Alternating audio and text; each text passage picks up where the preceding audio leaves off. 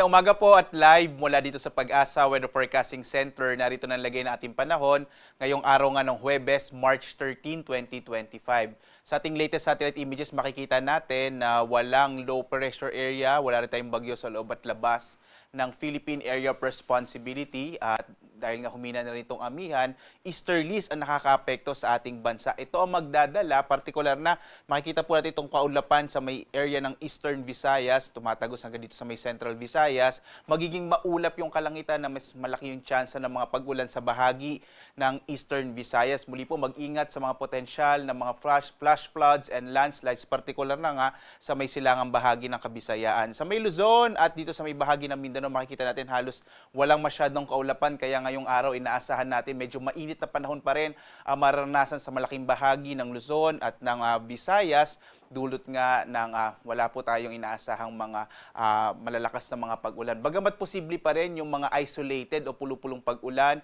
pagkidlat, pagkulog dulot ng mga localized thunderstorms. Inaasahan pa rin natin next week posibleng magkaroon pa po ng mabugso ng amihan, bagamat posible dito na lamang sa may northern part ng Luzon. At matapos noon, posible po by next week or the week after next ay magtatapos na nga yung panahon ng amihan.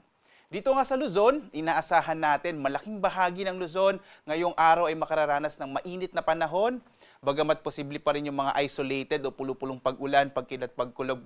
Kadalasan nangyayari po yan sa hapon hanggang sa gabi. Yung agwat ng temperatura natin sa Lawag, 23 to 32 degrees Celsius. Sa Baguio, 16 to 25 degrees Celsius. Sa Tuguegarao naman, nasa 23 to 33 degrees Celsius. Sa Metro Manila, 24 hanggang 34 degrees Celsius. Sa Tagaytay, 23 to 32 degrees Celsius. Sa Legazpi naman, 25 to 32 degrees Celsius. Dito naman sa may Palawan, Visayas at Mindanao, inaasahan din natin yung mga pulupulong pag-ulan, pagkidlat, pagulog sa bahagi ng Palawan, agwat ng temperatura sa Calayan Islands, 26 to 33 degrees Celsius. Sa Puerto Princesa naman, 25 to 32 degrees Celsius. Habang mas malaki yung tsansa ng mga pag-ulan sa may bahagi ng Eastern Visayas sa pag-iral pa rin ng easterlies o yung hangin mula sa karagatang Pasipiko. Ang nalalabing bahagi ng Kabisayaan ay makararanas naman ng mga isolated o pulupulong pag-ulan, pagkidlat, pagkulog. Agwat ang temperatura sa Iloilo, 25 to 32 degrees Celsius. Sa may bahagi naman ng Cebu, 26 to 32 degrees Celsius. Sa Tacloban, 25 to 31 degrees Celsius.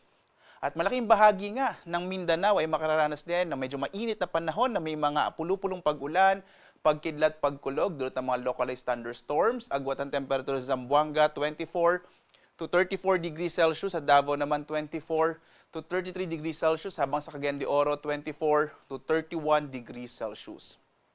Samantala, dahil nga humina na itong amihan, wala tayong nakataas na gale warning sa anumang bahagi ng ating bansa. Sa may silangang bahagi ng ating kapuluan, katamtaman, hanggang sa kung minsan ay may maalong karagatan pa rin ang maring maranasan. Mag-ingat pa rin, lalo na kapag may mga thunderstorms na kung minsan nagpapalakas ng alon ng karagatan.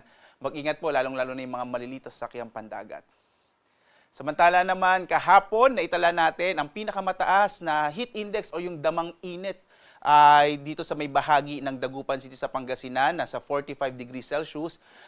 Sumunod naman po yung Puerto Princesa, Virac at sa may Cotabato City, naramdaman ay nasa 42 degrees Celsius. Muli po, yung minemeasure natin o yung sinusukat natin, yung heat index, ito yung nararamdamang init, pinagsamang moisture ng hangin o yung tubig sa hangin at gayon din yung temperatura, aktual na temperatura. Sa Metro Manila, sa 37 to 39 degrees Celsius naman yung naramdamang init kahapon. Ito po yung pinakamataas na naramdaman dito sa bahagi ng Metro Manila kahapon.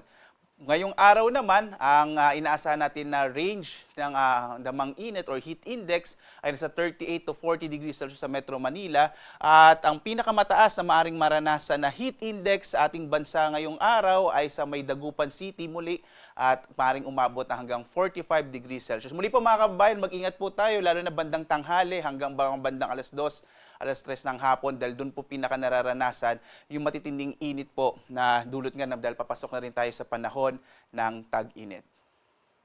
Samantala naman ang araw natin ay sisikat mamayang 6:05 na umaga at lulubog, ganap na 6:06 ng gabi.